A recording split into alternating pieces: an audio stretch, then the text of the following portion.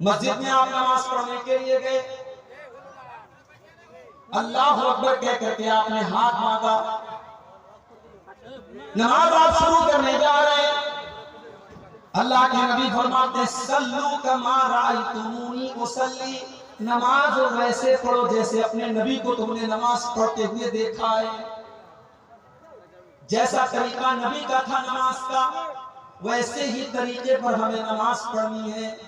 اللہ کے رسول جب نماز پڑھتے تھے سینے پر ہاتھ باندھتے تھے، سب سے پہلے دعائے ثنا پڑھتے تھے، اللہم باعث بینی پڑھتے تھے، اعوذ باللہ پڑھتے تھے، بسم اللہ پڑھتے تھے، سورہ فاتحہ پڑھتے تھے۔ آپ نے یہ بھی فرمایا بغیر سورہ فاتحہ کے کوئی نماز نہیں ہوتی۔ آپ نے یہ بھی فرمایا جو سورہ فاتحہ نہ پڑھے فہی خداج، اس کی نماز ادھوری ہے، ادھوری ہے، ادھوری ہے، اس کی نماز پوری نہیں ہے، اس کی نماز پوری نہیں ہے۔ اس کے بعد اللہ کے نبی کوئی اور سورت پڑھتے، پھر آپ رکوع میں جاتے اور رکوع میں جانے کے پہلے آپ رفع یدین کرتے، اپنے دونوں ہاتھوں کو اٹھاتے کندھے تک۔ رکوع میں جب آپ جاتے آپ کی پیٹھ اور آپ کا سر بالکل برابر ہوتا اور اطمینان سے آپ رکوع کرتے اور اپنے دونوں ہاتھوں سے اپنے گھٹنے کو مضبوطی سے پکڑ کر کے آپ رکوع کرتے۔ رکوع میں آپ نے بہت ساری دعائیں سکھائی ہیں، سب سے مشہور دعا ہے سبحان ربی العظیم، یہ دعا کم سے کم 3 بار پڑھنی چاہیے، اللہ کے رسول پڑھتے تھے۔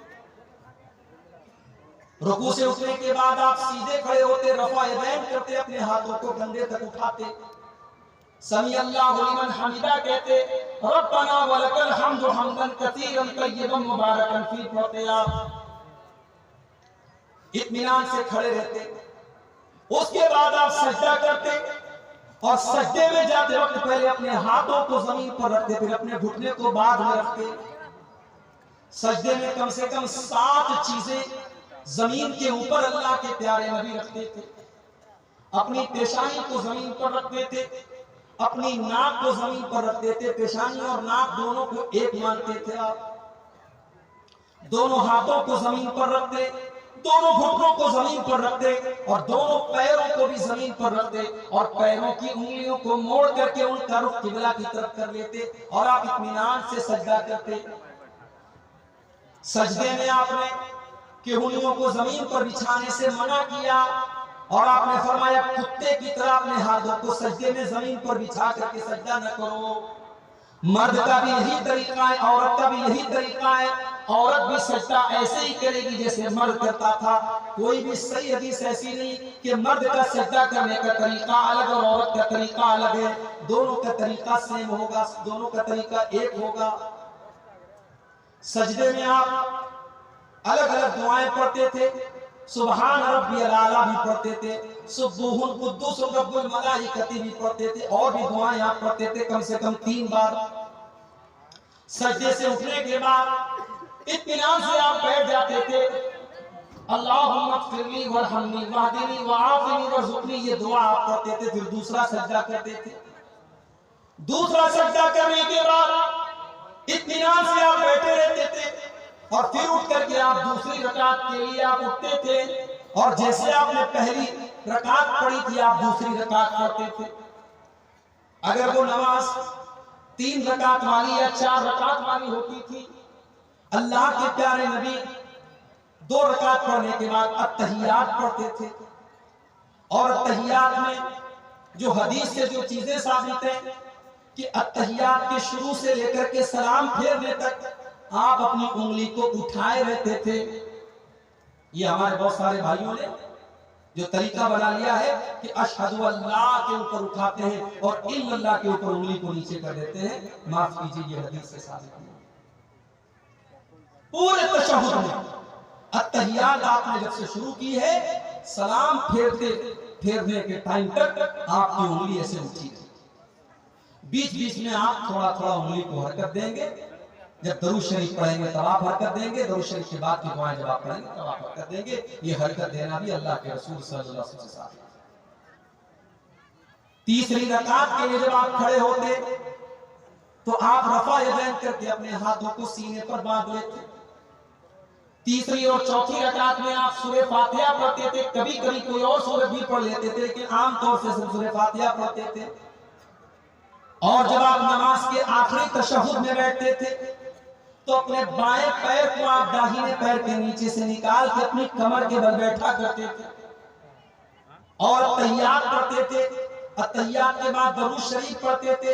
दरूद शरीफ के बाद आप मुख्तलिफ दुआएं पढ़ते थे। अल्लाहुम्मा इन्नी ज़लमतु नफ्सी वाली दुआ भी पढ़ते थे। अल्लाहुम्मा इन्नी अऊज़ु बिका मिन अज़ाबि जहन्नम वाली दुआ भी आप पढ़ते थे। उसके बाद आप अस्सलामु अलैकुम व रहमतुल्लाह, अस्सलामु अलैकुम व रहमतुल्लाह दाहिने और बाएं तरफ सलाम। ये है अल्लाह के रसूल की नमाज का। अब कोई अगर ये कहता है मौलवी साहब आपने तरीका तो बता दिया, लेकिन हम तो उसी तरीके पर नमाज पढ़ेंगे जो बाप दादा से हम देखते चले आए थे। माफ करना मेरे भाई, अल्लाह ताला के आपसे ये नहीं पूछा जाएगा आपके बाप दादा कैसे नमाज पढ़ते थे। अल्लाह ताला के यहाँ ये पूछा जाएगा आपकी नमाज रसूल के तरीके के मुताबिक थी कि नहीं थी। इसलिए कि अल्लाह ने ऐलान कर दिया लक़द कान लकुम फी रसूलिल्लाहि उस्वतुन हसना। ओ लोगों, जब मैंने अपने रसूल को तुम्हारे लिए नमूना बना करके भेजा है तो तुमने मेरे नबी के तरीके पर नमाज क्यों नहीं पढ़ी। एक सहाबी मस्जिद में आते हैं, 2 रकात नमाज पढ़ते हैं। नमाज पढ़ने के बाद अल्लाह के रसूल को आकर के सलाम करते हैं। अल्लाह के प्यारे नबी उनके सलाम का जवाब देते हैं और जवाब देने के बाद अल्लाह के नबी कहते हैं इरजे फसल्ली फइन्नका लम तुसल्ली, जाओ तुम फिर से नमाज पढ़ो, तुम्हारी नमाज नहीं हुई। सहाबी फिर से आते हैं, फिर से 2 रकात नमाज पढ़ते हैं, फिर आकर के अल्लाह के रसूल को सलाम का जवाब देते हैं। अल्लाह के रसूल सल्लल्लाहु अलैहि वसल्लम सलाम का जवाब देते हैं और कहते हैं जाओ फिर से नमाज पढ़ो, तुमने नमाज नहीं। जब 3 बार ऐसा हो जाता है, सहाबी अल्लाह के नबी से कहते हैं कि अल्लाह के नबी आप ही बता दीजिए कि नमाज कैसे पढ़ी जाए। अल्लाह के प्यारे नबी अपने सहाबी को समझाते हैं जब तुम नमाज के लिए खड़े हुआ करो तो इत्मीनान से खड़े हो जाओ, जल्दीबाजी में नमाज न पढ़ो, इत्मीनान से नमाज पढ़ो। सूरह फातिहा पढ़ो, कोई सूरत पढ़ो, फिर इत्मीनान से रुकू करो, फिर इत्मीनान से रुकू के बाद खड़े हो जाओ। तुम्हारी नमाज में सुकून होना चाहिए, इत्मीनान होना चाहिए।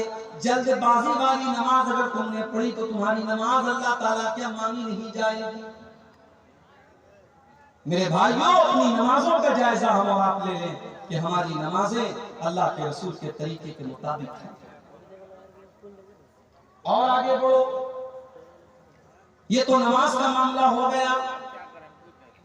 शेरशाह वादियों का इलाका है, बहुत बड़ी आबादी है आपकी इस पूरे सीमांचल के एरिया में।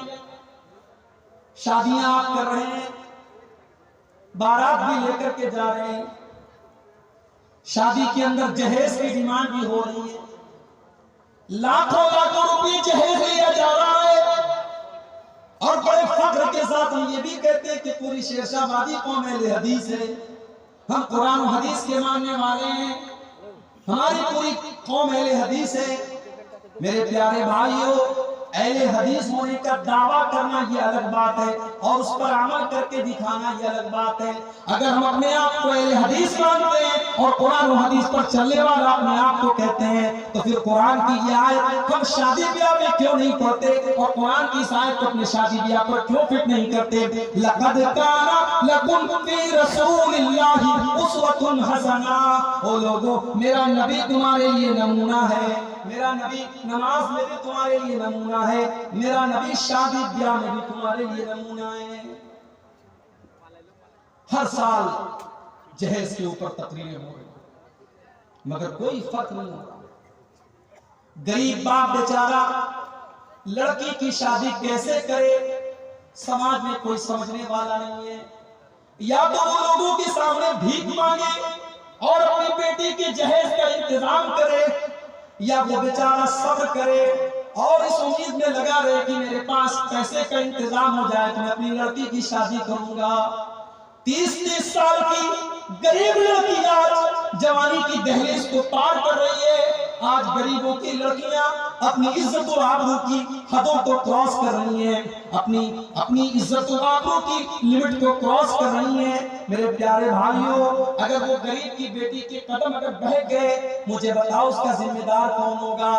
آپ نے نماز تو رسول کے طریقے کے مطابق پڑھی، آپ نے روزہ تو نبی کے طریقے کے مطابق رکھا، آپ نے حج کو نبی کے طریقے کے مطابق کیا، مگر معاف کیجئے گا، آپ کے شادی بیاہ میں رسم و رواج کی جو لمبی لسٹ ہے اس کو اگر آپ نے نہیں توڑا اور اس کو آپ نے ختم نہیں کیا تو آپ نے اس آیت پر عمل نہیں کیا۔ لقد کان لکم فی رسول اللہ اسوۃ حسنہ، کہ تمہارے لیے اللہ کے رسول کی زندگی نہیں مولی صاحب، صدیوں سے یہ رسم چلی آ رہی ہے، جہیز کی رسم اور بارات کی رسم صدیوں سے چلی آ رہی ہے، اسے توڑنا اتنا آسان کام نہیں ہے۔ آؤ میں تم کو بتاؤں کہ میرے نبی نے رسموں کو کیسے توڑا۔ میرے نبی تو دنیا میں اسی لیے آئے تھے کہ رسموں کو ختم کریں، انسانیت کے کندھوں پر رسم و رواج کی جو بیڑیاں تھی، جو زنجیریں تھی، اللہ کے پیارے نبی رسم و رواج کی ان بیڑیوں کو توڑنے کے لیے دنیا میں آئے تھے۔ جب اللہ کے نبی دنیا میں آئے تو ایک رسم یہ بھی تھی کہ لڑکیوں کو لوگ اپنے گھروں میں پیدا ہونے کو حقیر مانتے تھے۔ لڑکیاں پیدا ہوتی تھی تو عرب کے اندر بہت سارے قبیلے ایسے بھی تھے جو لڑکیوں کے پیدا ہونے کے بعد ان کو زندہ زمین میں دفن کر دیتے تھے۔ لڑکیوں کو بوجھ مانا جاتا تھا، لڑکیوں کو کلنک مانا جاتا تھا۔ میرے نبی نے آ کر کے یہ تعلیم دی، او بیٹی والوں، بیٹی بوجھ نہیں ہے، بیٹی کلنک نہیں ہے، بیٹی تو رحمت بن کر کے آتی ہے، بیٹی تو اپنے باپ کو جنت کا ٹکٹ دینے کے لیے آتی ہے، بیٹی تو اپنے باپ کو جہنم سے بچانے کے لیے آتی ہے۔ اللہ کے نبی نے آ کر کے اعلان کیا، من ابتلی من هذه البنات شیئا کن له سترا من النار۔ جس کو اللہ تعالیٰ بیٹی دے کر کے آزمائے، جس کے گھر میں بیٹی پیدا ہو جائے اور بیٹی کی صحیح طریقے سے وہ پرورش کرے، بیٹی کو صحیح طریقے سے وہ پال لے، تو وہ بیٹی اپنے ماں باپ کو جہنم کی آگ سے بچائے۔ اور جانتے ہو اللہ کے نبی اپنی بیٹیوں سے بہت پیار کرتے تھے۔ آج تو کتنے لوگ ہیں بیٹی اپنے باپ سے بات کرنے سے کتراتی ہے، وہی باپ جو بیٹے سے پیار سے بات کرتا ہے، بیٹی سے پیار سے دو باتیں کرنا بھی باپ کو پسند نہیں ہے۔ سن لو، اگر کوئی اپنی بیٹی کے ساتھ ایسا ویوہار کرتا ہے، کان کھول کر کے سن لے، یہ جناب محمد رسول اللہ صلی اللہ علیہ وسلم کا طریقہ نہیں ہے، یہ میرے نبی کی سیرت ہے۔ میرے نبی تو اپنی بیٹیوں سے اتنا پیار کرتے تھے، ترمذی کی روایت ہے، اما عائشہ فرماتی ہیں جب اللہ کے نبی کی بیٹی فاطمہ آپ سے ملنے کے لیے آتی تھی، اللہ کے نبی اپنی بیٹی کے استقبال میں کھڑے ہو جاتے تھے، اپنی بیٹی کا ویلکم کرتے تھے اور اپنی بیٹی کے ہاتھوں کو چوم لیتے تھے اور اپنی بیٹی کو اپنے بغل میں اپنی سیٹ پر اللہ کے پیارے نبی بٹھاتے تھے۔ اپنی بیٹیوں سے اتنا پیار کرتے تھے اللہ کے نبی، اپنی بیٹیوں کی آنکھ میں کبھی آپ آنسو نہیں دیکھ پاتے تھے۔ حضرت زینب رضی اللہ تعالیٰ عنہ جب اپنے شوہر کو چھڑانے کے لیے اپنا ہار لے کر کے آتی ہیں اور مسلمانوں کو وہ ہار دیتی ہیں جو حضرت زینب کو ان کی شادی کے موقع پر ان کی ماں نے دیا تھا، جب اللہ کے رسول کے سامنے وہ ہار لایا جاتا ہے، اللہ کے نبی کی آنکھوں سے آنسو بہنے لگتے ہیں۔ اللہ کے نبی کے دل کو تکلیف پہنچتی ہے کہ آج میری بیٹی کو اپنے شوہر کو بچانے کے لیے وہ ہار دینا پڑ رہا ہے۔ اللہ کے نبی صحابہ سے کہتے ہیں کہ ہو سکے تو زینب کا ہار واپس کر دو اور ابو العاص کو رہا کر دو۔ صحابہ کرام نے حضرت زینب کو وہ ہار واپس کر دیا۔ میرے نبی تو اپنی بیٹیوں سے اتنا پیار کرتے تھے کہ اپنی بیٹیوں کی آنکھ میں آنسو نہیں دیکھ پاتے تھے۔ آپ کی سب سے چھوٹی بیٹی حضرت فاطمہ، آپ ان کی شادی کرتے ہیں حضرت علی کے ساتھ۔ آج ہماری لڑکیوں کے اچھے اچھے رشتے آتے ہیں، ہم ٹھکرا دیتے ہیں۔ لڑکا مولوی ہے، لڑکا حافظ ہے، 5-10 ہزار روپے مہینہ کما رہا ہے، ہماری بیٹی کو عیش و آرام سے نہیں رکھ پائے گا۔ میرے پیارے بھائیوں، کب تک تک آپ دنیاوی چیزوں کو ترجیح دیں گے اور کب تک آپ دینداری کو پسے پشت رکھیں گے، دینداری کو آپ قربان کریں گے، کب تک آپ ایسا کریں گے؟ اللہ کے نبی نے اپنی سب سے لاڈلی بیٹی حضرت فاطمہ کی شادی حضرت علی کے ساتھ کی، اور معاف کیجئے حضرت علی کے پاس کوئی سرکاری نوکری نہیں تھی، کوئی بڑا بزنس نہیں تھا، کوئی بہت بڑی پراپرٹی نہیں تھی، بلکہ جب اللہ کے نبی نے اپنی بیٹی کی شادی کی تو حضرت علی کے پاس تو اپنا ولیمہ کرنے کا انتظام بھی نہیں تھا، اپنی بیوی کو مہر دینے کا انتظام بھی نہیں تھا۔ وہ تو اللہ کے رسول نے ان کو مشورہ دیا کہ جاؤ تم اپنی زرہ بیچ کر کے آؤ، اور اس سے انہوں نے ولیمہ کا انتظام کیا اور اپنی بیوی کو مہر دینے کا انتظام کیا۔ اللہ کے رسول نے اپنی سب سے لاڈلی بیٹی کی شادی حضرت علی کے ساتھ کی، جو پیسے والے نہیں تھے، جو بہت خوبصورت نہیں تھے، بہت دولت مند نہیں تھے، مگر کیریکٹر بہت اچھا تھا، اخلاق بہت اچھا تھا، دیندار تھے اور نبی کے چہتے تھے، نبی کے لاڈلے تھے۔ نبی نے اپنی لاڈلی بیٹی کی شادی حضرت علی کے ساتھ۔ میری پیاری ماں بہن، اگر آپ نے اپنی بیٹی کے لیے کسی راجکمار کو چن کے رکھا ہے، ذرا اس حدیث کو اپنے سامنے رکھنا۔ حضرت فاطمہ حضرت علی کے گھر میں آتی ہیں اور اتنی غربت کی زندگی گزارتی ہیں کہ حضرت علی کے گھر میں نبی کی لاڈلی بیٹی کو چکی بھی چلانا پڑتا ہے، اپنے ہاتھوں سے سارے کام کرنے پڑتے ہیں۔ حضرت فاطمہ کے ہاتھوں پر چکی چلانے کی وجہ سے نشان بھی پڑ جاتے ہیں، ان کے ہاتھوں پر نیل بھی پڑ جاتے ہیں، نبی کی لاڈلی بیٹی اور اس کے ہاتھوں پر نشان پڑ جاتے ہیں۔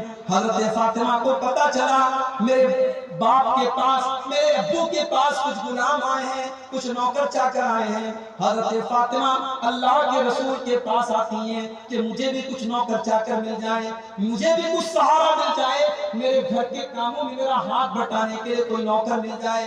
جب حضرت فاطمہ آتی ہیں، بخاری کے الفاظ ہیں، اللہ کے نبی سے ملاقات نہیں ہوتی، اللہ کے نبی سے ملاقات نہیں ہوتی، تو حضرت فاطمہ واپس چلی جاتی ہیں اور حضرت عائشہ سے کہتی ہیں کہ میرے ابا جان آئے تو ان کو یہ پیغام پہنچا دیجئے گا کہ آپ کی بیٹی آئی تھی اور آپ کی بیٹی کو ایک غلام کی ضرورت ہے، آپ کی بیٹی اکیلی کام کرتے کرتے تھک جاتی ہے، اس کے ہاتھوں میں نشان پڑ گئے ہیں، آپ کی بیٹی کو ایک غلام کی ضرورت ہے۔ شام کو جب اللہ کے نبی گھر آئے، حضرت عائشہ نے پورا واقعہ آپ کو سنایا۔ بخاری کے الفاظ ہے، اللہ کے نبی اسی وقت اپنی بیٹی کے گھر پہنچے، بیٹی کے گھر پہنچے، بیٹی اور داماد اپنے بستر پہ سونے کی تیاری کر رہے تھے۔ اللہ کے پیارے نبی اپنی بیٹی کے بستر پر آ کر کے بیٹھ گئے اور آپ نے فرمایا، اے علی، اے فاطمہ، میرے پاس اتنی طاقت تو نہیں ہے کہ میں تمہیں ایک غلام دے سکوں، میں تمہیں ایک نوکر دے سکوں، لیکن ہاں میں تم کو اس سے بھی ایک بہتر چیز تم کو دے رہا ہوں۔ اذا اویتما الی فراشکما، اے میری بیٹی اور میرے داماد، جب تم بستر پہ سونے جایا کرو تو 33 بار تم سبحان اللہ پڑھ لیا کرو، 33 بار تم الحمدللہ پڑھ لیا کرو، اور 34 بار تم اللہ اکبر پڑھ لیا کرو۔ تمہیں کسی نوکر کی ضرورت نہیں پڑے گی، تمہیں کسی نوکرانی کی ضرورت نہیں پڑے گی، یہ تسبیح تم پڑھ کے سو جاؤ، تمہاری ساری تھکاوٹ دور ہو جائے گی، تمہاری ساری تکلیفیں دور ہو جائیں گی۔ یہ نبی کی تربیت کا طریقہ